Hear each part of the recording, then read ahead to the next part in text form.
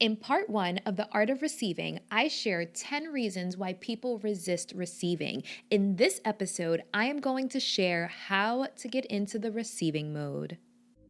Welcome to the Abundance Hack Show, Season 4, where we are focusing on mastery. The last 3 seasons, I gave you the information. Now, we're focusing on integrating it into our lives and embodying it. If you are ready to master your thoughts, emotions, and patterns to feel whole, fulfilled, and really grounded in who you are without dimming your shine so you can live the abundant life that you truly desire, then you are in the right place.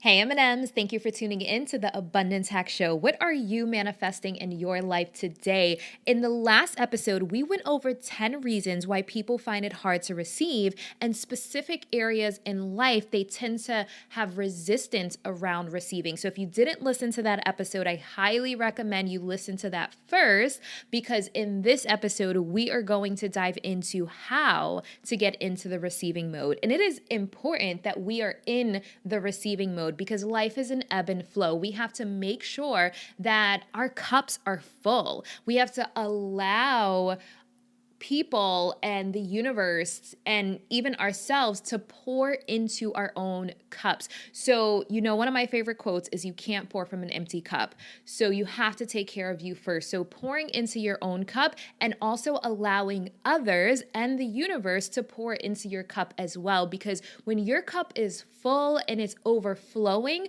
you have more to give. You have more to give the people in your life, your partner, your children, your clients, your friends, your family. So we want to make sure our cups are full and overflowing. I personally feel we should give from our overflow. If you're giving from your cup, you run the risk of your cup being depleted. And so if you are constantly allowing the universe to pour into you, allowing others to pour into you, and pouring into yourself, you don't run that risk of your cup being depleted. So that is what we're going to talk about today. We are going to talk about getting into that receiving mode. Like I said last episode, turning on those receiving receptors. So before we dive into the 3-step process that I've created and how to get into the receiving mode, I want to give you an opportunity to get a little deep and intimate with yourself. So like I said, this season is all about mastery. So really diving deeper, really getting to know yourself on a deeper level so we can understand why we are the way that we are, why we operate the way that we operate, to make sure that we're operating our best. So the first thing I want to do is invite you to do this journal exercise. And if you're listening in your car, definitely go back to this when you have an opportunity to really just sit with yourself and do this journal exercise. So the first thing I want you to do is to get really clear on what you were deprived of as a child. So you can ask yourself journal questions like, what did I not receive as a child that I felt like I needed? Or what was something I didn't receive as a child that I wanted? And these are not necessarily material things. Like, I didn't get a Barbie car as a child. So it's not really about that. This is more like, did you receive words of affirmation? Did your parents provide encouragement and nurturing and support and physical touch? Like, were your parents affectionate? Did they hug you? Did they tell you that you were beautiful or attractive or good job? Like, these types of things. Now, as a child, usually we can't name it. So this is an opportunity for you as an adult to reflect back to your childhood and really be honest with yourself. And, I shared in a previous episode that my top value is connection. And I truly believe that we can only connect with others as deep as we're willing to connect with ourselves. So this is an opportunity for you to really get intimate and deep with yourself, which is going to allow you to know yourself better, and that's going to allow you to connect deeper with others. So this This exercise could definitely drum up some pain, but like I said in the last episode, part 1 of The Art of Receiving, what we were deprived of as a child, we tend to convince ourselves that we don't need, and then we deprive ourselves of that very thing as an adult. So that is why this exercise is so important. There's so many people that say, "Oh, I don't need fancy things," let's just say.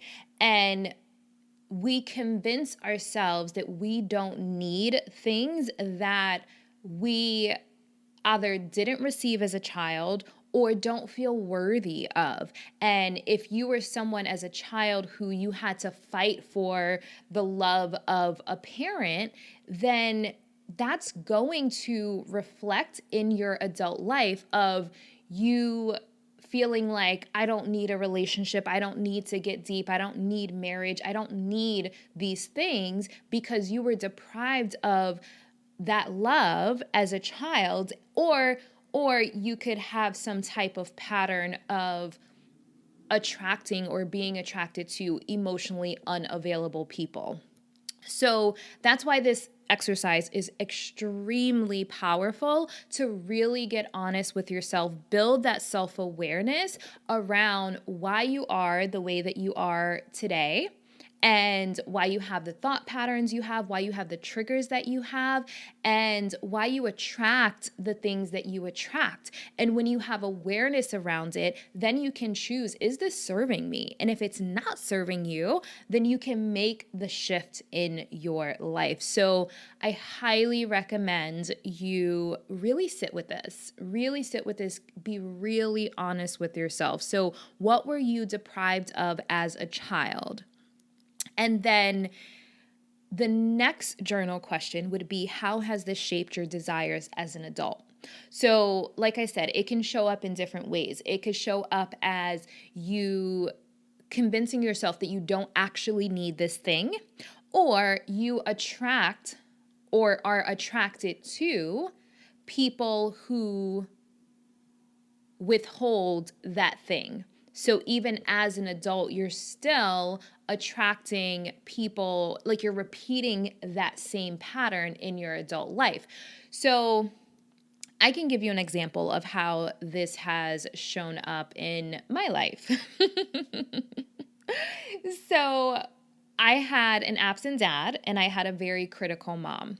And I love my mom, by the way. Let me just say, anytime I bring this up, I'm never speaking poorly about my mom. I'm sharing my experience from my perspective, and I know that my mom did the best that she could with what she had. So it's never like I'm putting my mom down, because I do love my mom, and I just want to say that because I know that I have people that come into my studio that are having challenges with their children, and when we heal, we are not only healing ourselves, we're healing the generations before us and the generations after us, like the generations to come. So when I share these stories, it's for the purpose of healing and not to, drum up old stuff. But anyone else who had a similar experience, I want them to know you're not alone.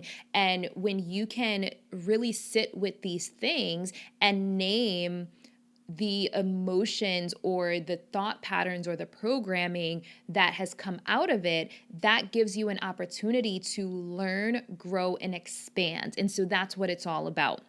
So I just wanted to say that. So really getting clear on what you were deprived of as a child and how that shaped your desires. So I was telling you how it's shown up in my life. So I had an absent dad and I had a very critical mom.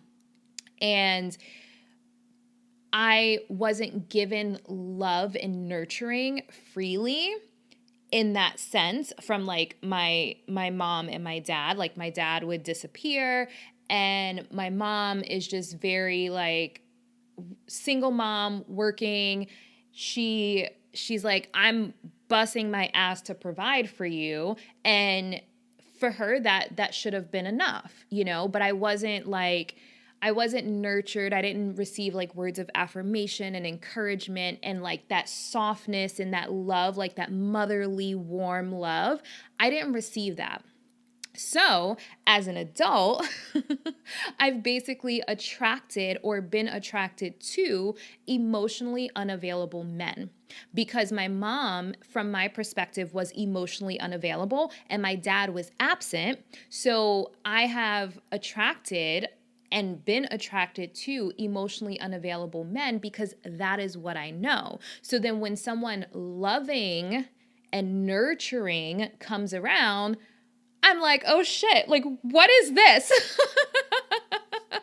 What is this? I don't even know what to do with it because that inner child in me didn't know what it felt like to be nurtured, to be fully supported, to be cared for to that extent, to receive words of affirmation. And I shared in a previous episode, I used to say that words of affirmation was my lowest love language because I didn't receive it as a child. I convinced myself that I didn't need it. And so now as an adult, I'm like, this doesn't matter to me, but it does matter. We have to release the programming that we have stored in our subconscious that we don't need the thing that we were actually deprived of. So that's why this episode is so important. So obviously I've done the work. I'm still doing the work to make sure that there's no like residual from that situation, but having awareness around it, it changes your life. It will change your life. So that is why this is such a powerful exercise. So, yeah, let me know how this journal exercise works out for you. And let me know if you're comfortable sharing. Definitely reach out to me on Instagram and share, like, what have you convinced yourself that you don't need? And is it because the lack of that thing was a deep source of pain? There's a lot of people that are not open to receiving love and open to receiving abundance in all different forms. I was actually having a conversation with someone who was like, oh, I don't need anything luxurious. I mean, usually we don't need luxury. We want it. We desire it. But if you were programmed to feel like having something luxurious makes you greedy and you don't need like designer clothes or like new sneakers because your parents shopped at a thrift shop to, get your clothes, because you were deprived of something new or nice or fancy, you convince yourself you don't need it. So as an adult, you're like, I don't need anything luxurious. I just need a roof over my head, and I just need a car to get me from point A to point B. A lot of people get stuck in this, and it comes from a place of not having something as a child, and so they convince themselves they don't need it, and then it shows up in their adult life. So usually people don't like going back to that because it's a source of pain, but honestly, pain is our biggest teachers. That is our own inner wisdom to explore. Going back to that, a lot of people don't want to drum up those old feelings, but that is where the wisdom is. That is where your unique wisdom is leaning into your deepest source of pain to identify how it's showing up in your adult life. So having the self-awareness around it and also having courage. So choosing courage over comfort and doing this exercise because it will shine light on some things that will change your life. And if you want to do this with someone, i.e. me, you can definitely reach out to me. We can do like a chakra balancing session. I also have put together a bundle specifically around the art of receiving that will include a guided vocal journaling exercise where you're actually listening to sound bowls as you're journaling, because with the sound bowls, it activates the brainwave that takes you into your theta state, which is your flow state. So it's going to help you access those subconscious blocks. So if you want more information about that, you can go to my website, niajae.com, Niajae.com, and purchase the Art of Receiving bundle. Open your mind to your desires. Open your heart to your desires. Allow the joy in. Allow the love in. Allow ease in. You are so worthy. Abundance is your birthright.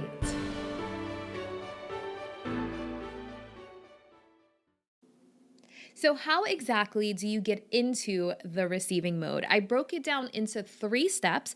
I'll be honest, there are steps within the steps, but I felt like 3 was a really easy number and it's digestible. But if you want me to dive deeper into something, definitely let me know. You can reach out to me on Instagram at Niajae, Niajae. Step number 1 is get clear on your values, needs, and desires. So I've spoken about this in the past. You can definitely refer back to Honoring Your Needs, which is episode 144. It's really important that you identify your top 3 values. This is an exercise that Brene Brown uses in a lot of her work. Identifying your top 3 values so you know that you're living life intentionally. We want to live life intentionally and really understand how we're showing up, what we need. So your basic needs, what do you need to survive? And then your desires. So it's really, really important to get clear on that. And it helps create a roadmap of you to know what's in alignment, what's not in alignment, when something's off. If you don't know what you actually need and what you desire and what you value, then you're kind of just floating in the wind. You're just floating in the breeze and you're not really showing up and making the most of your life. So that's step number 1. Get clear on your values, your needs, and your desires. Step number 2 is get into alignment. So I'm all about alignment. And here's the thing. No one is in alignment all the time, period. Doesn't happen. So life challenges us, things happen, and it pulls us out of alignment. So getting into alignment is a practice. It's a lifestyle. It is choosing each morning to have a morning routine. It's choosing to focus on self-care and have things that bring you back to a place of peace and harmony. So what does alignment mean to me? It's being a vibrational match to the things that you desire. That's really important. So raising your vibe, making sure you're focusing on energetic self-care, like coming to sound therapy or listening to one of my guided meditations, balancing your chakras. So making sure energetically there is nothing blocking or resisting what you actually desire in your, like, we store emotions in our body, we store emotions in our chakras, we store blocks and emotions in our energetic field. So really doing your energetic self-care, like your energetic hygiene, making sure your energetic hygiene is on point. That's really important. So you are a vibrational match to what you desire. And then really opening your heart chakra. Now, I do energy analysis at Bliss Bar Meditation Studio, and you would not believe how many people have blocks in their heart. And what's really interesting is I see a lot of women these days, their heart chakra is more in the masculine than it is in the feminine. And feminine, and every person, whether you're male or female, you have masculine and feminine energy. But the feminine energy is allowing, it's that flow, it's receiving. So it blows my mind how many women are in their heart chakra is in the masculine all the time. We're not open to receiving. So opening up that heart chakra, tapping into that feminine energy to allow things in, to be willing to receive, getting in that receiving mode. So really figuring out for you specifically, like what works for you to open up that heart chakra. So you can definitely do a sound therapy session. Shameless plug. You can listen to a guided meditation about heart chakra. You can listen to a binaural beat. I mean, there's numerous ways that you can open your heart chakra. So definitely opening up that heart chakra, making sure that you feel good. So feeling good, like when you're excited, when you're happy, when you're in flow, that's alignment. When you're feeling good and you're excited about life and you're feeling really solid in who you are, how you're showing up, that is alignment.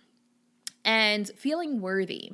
So it'll be really difficult for you to receive if you don't feel worthy of receiving. If you don't feel worthy of receiving, you will self-sabotage. And I see this every single day. People, and that's what, imposter syndrome is all about. People receive these opportunities, they don't feel worthy of them, so they self-sabotage or self-destruct. So really feeling worthy of the abundance that the universe is giving you, of the love, of the joy, of the excitement, of the opportunities, all the things, feeling worthy of that. So self-worth sits in our solar plexus. So just how I said, opening your heart chakra, balancing your solar plexus is going to help with that self-worth because that sits in our solar plexus. And then feeling expansive. So that's one of the things that I focus on with my clients when they come into the studio, really expanding your aura to welcome in more. We have to expand to be able to take in more, expand our capacity to receive. So there's been times in life where I'm like, oh my God, I'm so happy. I'm so excited. I'm so happy. My heart could explode because that was my capacity for how much I could receive. So when you reach that moment, taking a deep breath, taking it all in, basking in that feeling and allowing even more in. So if you do breath work, they have you breathe in and hold it at the top and you feel like, oh my goodness, I can't suck in any more air in my body. And they say, take in one more sip. That's an expansion. That's an expanding exercise. So you know that you can always receive a little bit more. So take in another sip of air, even though you feel you're so full, take in one more sip because that's going to help you expand. So feeling expansive. Okay. So I told you there were steps within the steps. So get into alignment. To me, that looks like becoming a vibrational match to what you desire, opening your heart chakra, feeling good, feeling worthy. So feeling worthy is balancing that solar plexus and feeling expansive. Continue to expand. And number 3 is focus on gratitude. This is so important. And I talk about gratitude on this podcast all the time because that is the key to abundance, is being grateful for what you do have. And then with the law of attraction, it's going to send you more. You cannot focus on lack and expect to receive abundance. So really focusing on gratitude, focusing on what you have to be grateful for rather than focusing on what you don't have. And this is easier said than done. I will be the first to tell you.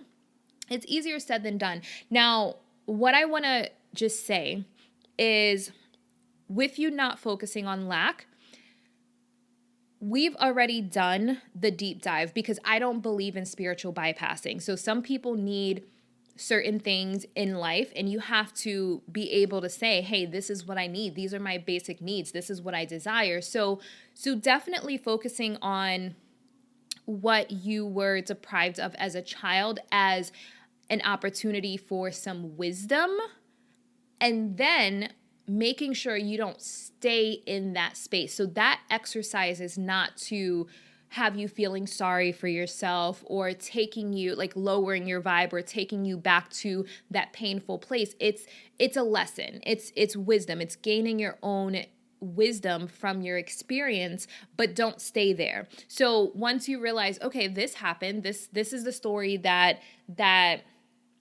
because we can always shift our stories, but this is from my perspective, my experience as a child that's contributed to me being this way.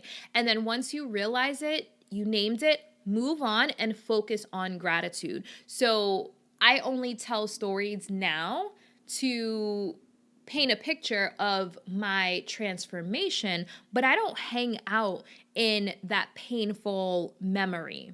So I just wanted to clarify that because I know a lot of people are like, think positive, think positive, think positive, but then that could be spiritual bypassing. And when you are doing the inner work and you're doing inner child work, it's not for the purpose of drumming up negative feelings for you to hang out there. It's learn what you need to learn, move on, and then focus on the gratitude. So focusing on the gratitude, you can do this by creating a gratitude journal, naming 10 things or naming 20 things. I've always said, tell me 10 things you're grateful for. And I feel like that's become pretty easy. So challenge yourself to write down as many things as you can, 20, 25, 30 things that you're grateful for. And point out when something is easy. Point out when you're receiving something.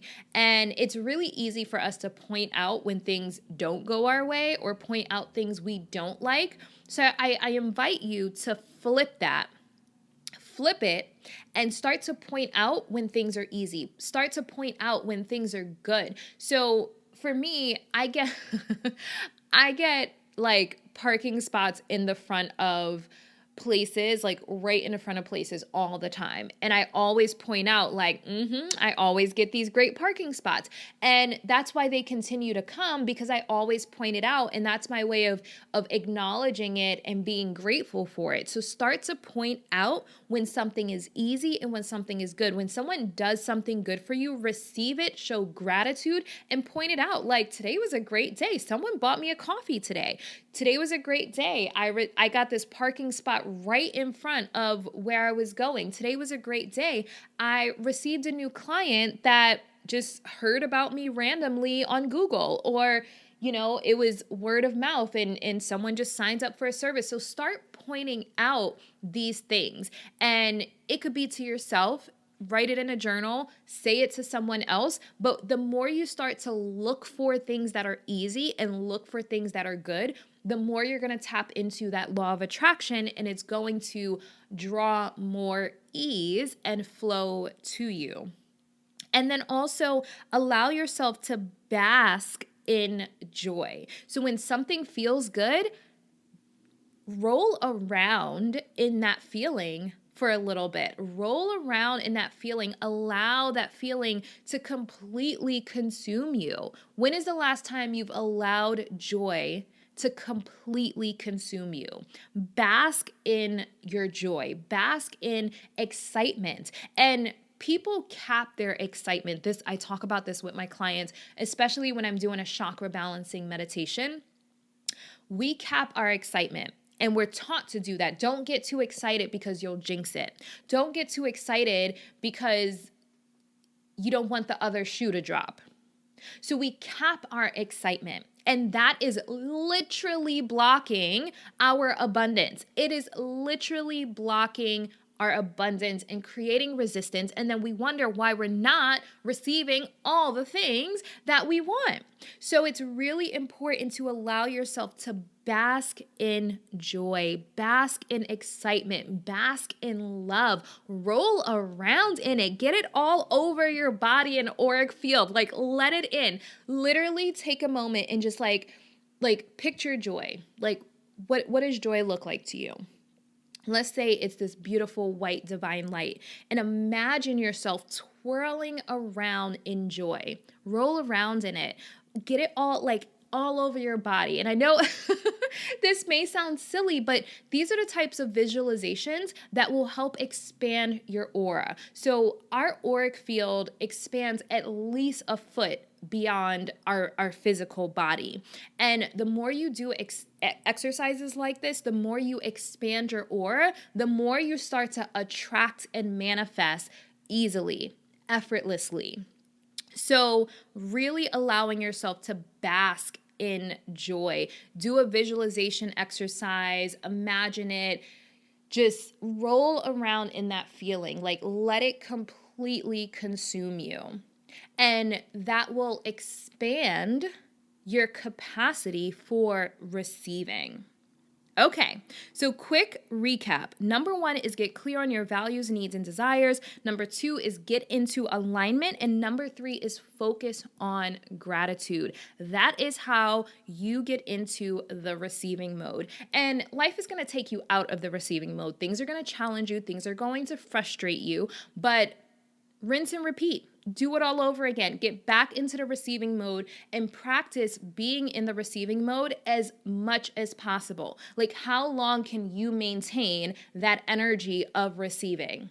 How long can you maintain having an open heart chakra? So many things happen to us in life that causes us to want to close our hearts, close our hearts, close our heart chakras, shut off, guard ourselves, armor up. But how long can you go with an open heart? I want you to really think about that. So I would absolutely love to hear what you thought of this episode, how you feel about getting into the receiving mode. If there's something that you do to get into the receiving mode that I did not mention, please share it with me. Spread the love. Spread the love and the knowledge. If there's something that really works for you, definitely share it with me so we can share it with the other M&Ms. So we're all basking and rolling around in love and joy and excitement and all of the yummy things that we want to allow into our reality. So again, if you want to go over this exercise with me, I have the Art of Receiving bundle that will include a guided vocal journaling exercise. So you're journaling while you're listening to the sound bowls. The sound bowls activate the theta brain waves. So it's taking you into that flow state where you can access your subconscious blocks. And that is the fastest way to understand our blind spots, understand what is going on inside our subconscious that could be standing in the way of us receiving. And then you also receive a guided meditation to help you tap into ease and flow and knowing that you're worthy. So really opening that heart chakra, really opening that solar plexus chakra to know that you are worthy and deserving of everything that you desire. So you can go to niajae.com, niajae.com, to find information about the Art of Receiving bundle. All right, you guys, if you have any questions, feedback, comments, if you just want to say, hey girl, hey, definitely reach out to me on Instagram. I always love hearing from you. And until next time, be decadent. Thank you for tuning in to the Abundance Hack Show. I would love to hear from you. Leave your comments and questions, and don't forget to subscribe so you don't miss any of our yummy episodes. Every time you leave a 5-star rating or review, I do my happy dance.